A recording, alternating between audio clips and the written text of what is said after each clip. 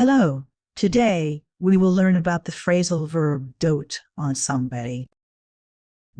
Dote on somebody means to love someone very much. It shows strong affection and care. Usually, parents or grandparents dote on children. You always say dote on, not just dote. For example, she dotes on her dog. This means she loves and cares for her dog a lot. You can use it with family members, pets, or friends. Sometimes it means the love is a bit too much, but mostly it is a positive expression. Remember, dote on is inseparable. You cannot say dote the dog. It must be dote on the dog. Try to use it in sentences like, my mother dotes on me, or they dote on their grandchildren.